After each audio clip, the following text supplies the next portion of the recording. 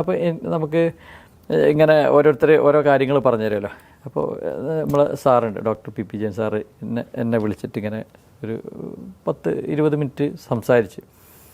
അപ്പോൾ ഞാനിതിന് കേസൊക്കെ ആയിട്ട് പോകാമെന്നുള്ള പരിപാടിയായിരുന്നു. അതായത് പിന്നെ പഞ്ചായത്തിൻ്റെ ബിൽഡിംഗ് നഷ്ടപരിഹാരം കിട്ടുമെന്ന് വിചാരിച്ചിട്ട്.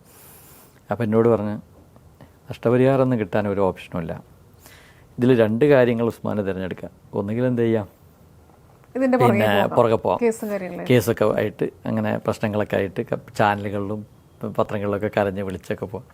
രണ്ടാമത്തെ ഓപ്ഷൻ എന്ന് പറഞ്ഞാൽ 1 വർഷം കഴിഞ്ഞിട്ട് ഞാനിങ്ങനെ ആയത് അന്ന് ആ ബിൽഡിങ് പോയതുകൊണ്ടാണ്, അത് നഷ്ടപ്പെട്ടതുകൊണ്ട് ഞാൻ ഇന്ന് ഈ രീതിയിലേക്ക് വളർന്നു എന്ന് പറയുന്ന രീതിയിലേക്ക് ഉസ്മാൻ എന്ത് ചെയ്യുക, ഒരു ചാനൽ ഇൻ്റർവ്യൂ വേണമെങ്കിൽ നടത്താം. പ്രധാനപ്പെട്ട പോയിന്റ്. അപ്പോൾ ഈ ഒരു ലെവൽ പറഞ്ഞപ്പോൾ ഞാൻ എന്ത് ചെയ്ത്, ഞാനതൊക്കെ കീറിക്കളഞ്ഞ് ഞാനങ്ങ് സ്വസ്ഥം എല്ലാം ഒന്നും വേണ്ടാന്ന് വെച്ചു.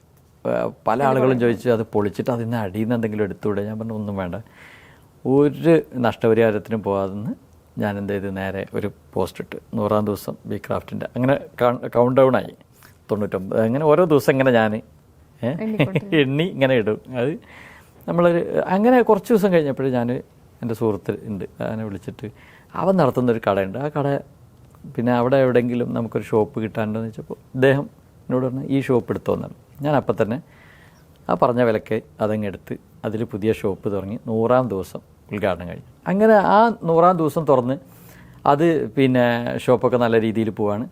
പിന്നീട് ഞാനിങ്ങനെ ചിന്തിക്കുകയാണ് എന്താണ് അടുത്ത പദ്ധതി. അങ്ങനെ നിൽക്കുന്ന സമയത്ത് പുതിയ പ്രോജക്റ്റൊക്കെ ഇങ്ങനെ അപ്പോൾ ഇതിൽ പുതിയ ഷോപ്പ് തുറന്നപ്പോഴാണ് എനിക്ക് വേറെ കോംപ്ലിക്കേഷൻസ് വന്നത്. എനിക്ക് ഹണി സപ്ലൈ ചെയ്ത ആൾ, ഞാൻ ആ വീണ സമയത്ത് ഇദ്ദേഹം എന്ത് ചെയ്ത് മാർക്കറ്റിലേക്ക് ഡയറക്റ്റ് ഇറങ്ങി. കാരണം ഞാൻ നല്ലൊരു മാർക്കറ്റ് സ്പേസ് ഉണ്ടാക്കിയിട്ടുണ്ട്, ഇദ്ദേഹം ഈ മാർക്കറ്റിലേക്ക് ഇറങ്ങി. ഞാൻ അവിടുന്ന് തഴയപ്പെട്ടു, എനിക്ക് കൃത്യമായിട്ട് പ്രോഡക്റ്റ് കിട്ടാതായി. അങ്ങനെ വന്നപ്പോഴാണ് എനിക്ക് ഭയങ്കര പ്രോബ്ലം. അത് എനിക്ക് ആ ബിൽഡിങ് പോയതല്ല പ്രശ്നം, എനിക്ക് പ്രോഡക്റ്റ് കിട്ടുന്നില്ല. അപ്പോഴാണ് ഞാൻ എന്ത് ചെയ്ത്, ഞാനിതിൻ്റെ പ്രൊക്യൂർമെൻറ്റ് സ്റ്റാർട്ട് ചെയ്യുന്നത്. ഇന്ത്യയിലുള്ള മൊത്തം ഞാൻ ഇന്ത്യയിൽ യാത്ര ചെയ്ത് നല്ല ബീ കീപ്പേഴ്സായിട്ടൊക്കെ നല്ല കണക്ഷൻ ഉണ്ടാക്കി. അപ്പോൾ ഹണി കിട്ടൽ തുടങ്ങി.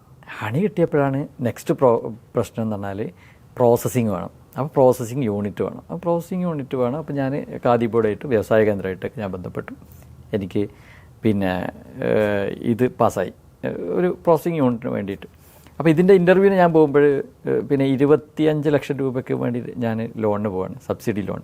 ഞാൻ ഈ പ്രോജക്റ്റായിട്ട് ചെന്നപ്പോൾ ഇവർ പിന്നെ വ്യവസായ കേന്ദ്രത്തിൻ്റെ ഓഫീസർമാർ അവർ ഇതൊക്കെ നോക്കിയിട്ട് എന്നോട് പറഞ്ഞു ഇത്രയും വലിയൊരു പ്രോജക്റ്റ് വയനാട്ടിൽ നടക്കുമോ എന്നൊക്കെ പറഞ്ഞ് അത് ഒരു റിജക്റ്റ്. പിന്നെ എൻ്റെയും കുഴപ്പമുണ്ട്, കാരണം ഞാൻ പിന്നെ എല്ലാം കംപ്ലീറ്റഡ് അല്ല, അതിലുള്ള ജോലിക്കാരെ കാര്യങ്ങളോ പ്രോജക്റ്റ് കറക്റ്റായിരുന്നില്ല, എല്ലാം ഒന്നും റെഡി ആയിട്ടില്ല.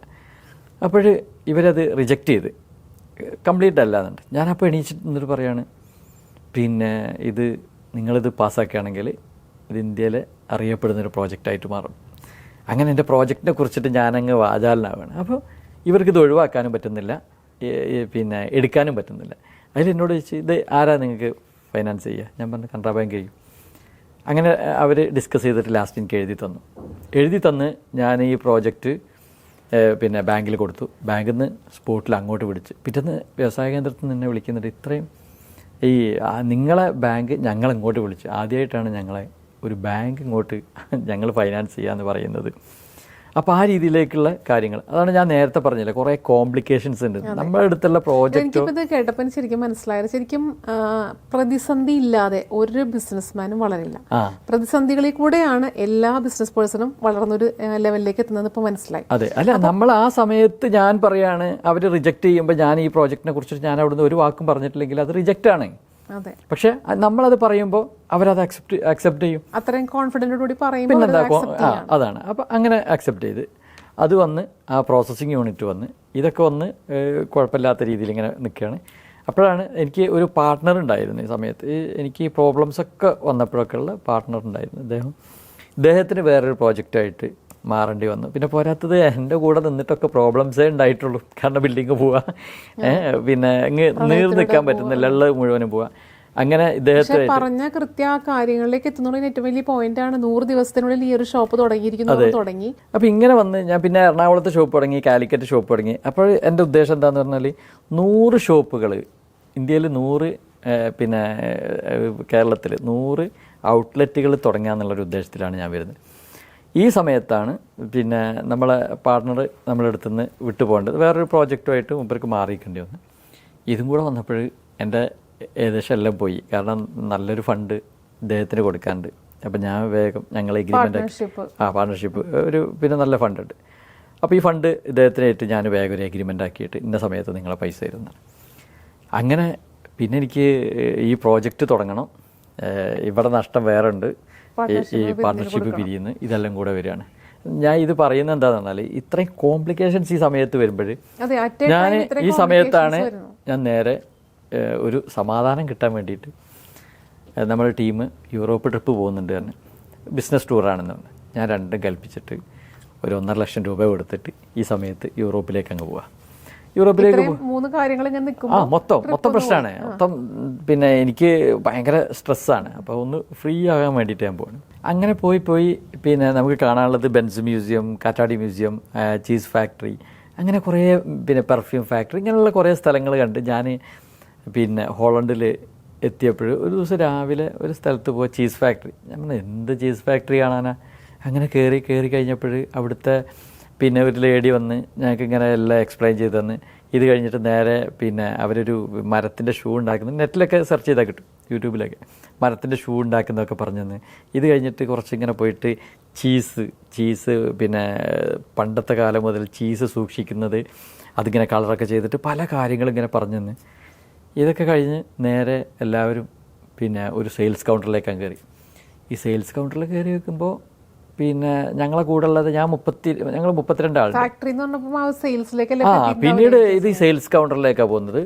ടിക്കറ്റൊക്കെ എടുത്താൽ കയറിയത്. ഈ സെയിൽസ് കൗണ്ടറിൽ കയറിയിട്ട് ഞാൻ ഒന്നും വാങ്ങിയതൊന്നുമില്ല, ഞാനിങ്ങനെ പഠിക്കുകയാണല്ലോ. ഇത് കഴിഞ്ഞ് ഞാൻ ഇറങ്ങിയപ്പോഴാണ് ഞാൻ ഞെട്ടിയത്.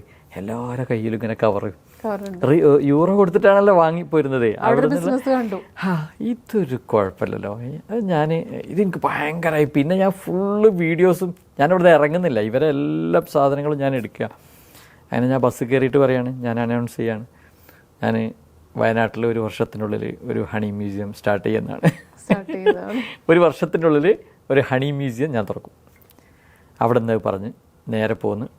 അപ്പോൾ പിന്നെ ഇത് ശരിക്കും അവർക്കറിയില്ല, പ്രഖ്യാപനങ്ങൾ മാത്രമായിട്ട് അപ്പോൾ ഇത് ഡിസംബറിലാണ് ഞാൻ പോകുന്നത്. അങ്ങനെ ഞാൻ പോയി പിന്നെ ഇവിടെ വന്ന് ജനുവരിയിലാണ് ഇവിടെ ഡിസംബർ 29 എത്തി. ഞാൻ പിന്നെ ഫുള്ള് ഹണി മ്യൂസിയത്തിൻ്റെ പ്രോജക്റ്റല്ല എൻ്റെ തലയിലുള്ളത്. ഞാൻ ഒരു പഴയ ചീസ് ഫാക്ടറി നേരെ ഹണി മ്യൂസിയത്തിലേക്ക് വരികയാണ്. അപ്പം ഞാൻ അവിടെ നിന്ന് ആദ്യം തന്നെ ഇതിന് തിരയാണ്. കോൺഫ്ലിക്ട്സ് ഉണ്ട് കേട്ടോ, 3 കോൺഫ്ലിക്ട്സ് ഉണ്ട് നമ്മുടെ പാർട്ട്ണർഷിപ്പ്, പിന്നെ ആ ഒരു പ്രശ്നങ്ങളുള്ളത്. അതെങ്ങനെ സോൾവ് ചെയ്തു? അപ്പോൾ അത് ഞാൻ എഗ്രിമെന്റ് ആക്കിയിട്ട് ഒരു വർഷത്തേക്കുള്ള ഗ്യാപ്പ് അത് വെച്ചിട്ടുണ്ട്. പിന്നെ ഇവിടെ ഉള്ള ഇനി അടുത്തത് പ്രോജക്റ്റ് എന്ന് പറഞ്ഞാൽ എനിക്ക് പ്രോജക്റ്റ് അവിടെ ഓൾറെഡി എന്താക്കിയിട്ടുണ്ട്, പിന്നെ പാസ്സായിട്ട് മിഷനറി ഒക്കെ കിട്ടും. ബാക്കിയുള്ള പ്രശ്നങ്ങളാണല്ലോ. പിന്നെ എനിക്ക് ഫണ്ട് വേണം. അങ്ങനെ ഈ സമയത്ത് ഞാൻ എന്താണ് ഈ പ്രോജക്റ്റ് എൻ്റെ തലയിൽ കയറിയോണ്ട് പിന്നെ എനിക്ക് എന്തായി, എനിക്കൊരു ലക്ഷ്യം വന്നല്ലോ. എനിക്ക് പിന്നെ എന്താണ് ഇത് ഒരു വർഷത്തിനുള്ളിൽ ഇത് തുറക്കണം. അങ്ങനെ ഞാൻ ഇതിൻ്റെ വർക്കായിട്ട് തുടങ്ങി. പ്രശ്നം എന്താണെന്ന് വെച്ചാൽ 2 മാസം വർക്ക് നടന്നപ്പോഴേക്ക് മാർച്ച് 22 ലോക്ക്ഡൗൺ വന്നു. കോവിഡ് വന്നപ്പോൾ പിന്നെ നമുക്ക് അങ്ങോട്ടും പോകാൻ പറ്റില്ല, ഇങ്ങോട്ടും പോകാൻ പറ്റില്ല. എൻ്റെ വീടിൽ നിന്ന് ആകെ പിന്നെ 1 കിലോമീറ്ററുള്ള ഈ സ്ഥലത്തേക്ക് എനിക്ക് പോകാൻ പറ്റില്ല. അങ്ങനെ വർക്ക് 2 മാസം ഫുള്ളായിട്ട് നമ്മൾ വീട്ടിൽ തന്നെ ഇരുന്ന്. ഈ സമയത്ത് എനിക്കൊരു ഫാമൊക്കെ ഉണ്ട്, അവിടെയൊക്കെ ആയിട്ടൊക്കെ ഇങ്ങനെ വർക്കൊക്കെ ചെയ്ത് ഇങ്ങനെ നിന്ന്. ഇത് കഴിഞ്ഞപ്പോൾ 2 മാസം കഴിഞ്ഞപ്പോൾ പിന്നെ ഞാനങ്ങ് ഇറങ്ങി പുറപ്പെട്ടു.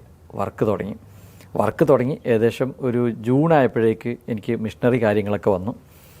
പിന്നെ ഞാനിങ്ങനെ ഓരോന്ന് ചെയ്യുകയാണ് അവിടെ. പിന്നെ ഓരോ സംഭവങ്ങൾ ഇങ്ങനെ നമ്മളെ ഇതിൻ്റെ ഡിസൈൻ വർക്കും കാര്യങ്ങളൊക്കെ ചെയ്യാണ്. അപ്പോൾ ആളുകൾക്കൊക്കെ ഒരു ഉള്ളോട്ടുള്ള സ്ഥലത്താണ്, ഹൈവേയിൽ നിന്നല്ല ഇത് ചെയ്യുന്നത്. ഹൈവേന്ന് വിട്ടിട്ട് ഒരു റൂറൽ ഏരിയയിൽ ഞാനിങ്ങനെ ഒരു പ്രോജക്റ്റ് ചെയ്യുമ്പോൾ എല്ലാവർക്കും, എൻ്റെ ജോലിക്കാർക്കൊക്കെ ടെൻഷനായി, ഇതെന്താണ് ഉസ്മാൻക്ക് ചെയ്യുന്നത് എന്നുള്ളൊരു കണ്ടീഷനിലായി. അപ്പോൾ ഇങ്ങനെ വന്നപ്പോൾ എന്നോട് നാട്ടുകാർ വിളിച്ചിട്ട് ചോദിച്ചു, ഒരാളെന്നെ വിളിച്ച് ചോദിക്കുകയാണ്, നിൻ്റെ അടുത്ത് കുറേ പൈസ ഉണ്ടല്ലേ? അപ്പോൾ ഞാൻ ചോദിച്ചാൽ എന്താ, അല്ല നീ എന്തിനാ, നിനക്ക് എന്താ പ്രാന്തുണ്ടോ, നിനക്ക് എന്താ സൂക്കടുണ്ടോ, നീ കുറച്ച് പൈസ ഉണ്ടെങ്കിൽ എനിക്ക് തന്നേക്കെന്ന് പറഞ്ഞു. ഞാൻ പറഞ്ഞാൽ അതൊക്കെ നിങ്ങൾക്ക് കാണാമെന്നാണ്. അപ്പോൾ അങ്ങനെ കഴിഞ്ഞ് ഞാൻ വർക്കൊക്കെ കഴിഞ്ഞ് ഏകദേശം പിന്നെ സെപ്റ്റംബർ എനിക്ക് നവംബർ 11-നാണ് എൻ്റെ പാർട്ണർക്ക് ഫണ്ട് കൊടുക്കേണ്ടതുള്ളത്. അപ്പോൾ ഞാൻ ഒക്ടോബർ 30-ന് എൻ്റെ പ്ലാന്റിൻ്റെ ഇനാഗുറേഷൻ വെച്ചു. ഈ പ്ലാന്റിൻ്റെ ഇനാഗുറേഷൻ വെച്ചിട്ട് ഞാൻ ആ ഇനാഗുറേഷൻ അനൗൺസ് ചെയ്തപ്പോൾ ഞാനൊരു വീഡിയോ ചെയ്തു. എനിക്ക് ഇൻവെസ്റ്റേഴ്സിന് വേണം എന്ന് പറഞ്ഞിട്ട് ഞാനൊരു വീഡിയോ ചെയ്യാണ്. 10 ദിവസം കൊണ്ട് എനിക്ക് ഫണ്ടിങ് വരികയാണ്. എൻ്റെ പ്രോജക്റ്റ് ഏകദേശം കാര്യങ്ങളൊക്കെ റെഡി ആയിട്ടുണ്ട്. കണ്ടാൽ ആ പ്രോജക്റ്റ് എന്താണെന്ന് അതിൽ എനിക്ക് ഫണ്ട് വന്നു. ഞാൻ എന്താ ചെയ്ത് ഞാൻ എൻ്റെ വർക്ക് കാര്യങ്ങളൊക്കെ നടത്തി നേരെ എൻ്റെ ഇൻവെസ്റ്റർക്ക് കൊടുക്കാനുള്ള എൻ്റെ സുഹൃത്തിന് കൊടുക്കാനുള്ള ഫണ്ട് കൊടുത്ത് അത് ഒക്കെ സെറ്റിലാക്കി ബാക്കിയുള്ള കാര്യങ്ങളൊക്കെ ചെയ്ത് ജനുവരി 18-ന് ആ ഇന്ത്യയിലെ ആദ്യത്തെ ഹണി മ്യൂസിയം എന്നുള്ള ആ പ്രോജക്റ്റ് കംപ്ലീറ്റ് ആക്കിയിട്ട് അത് ഓപ്പൺ ചെയ്തു.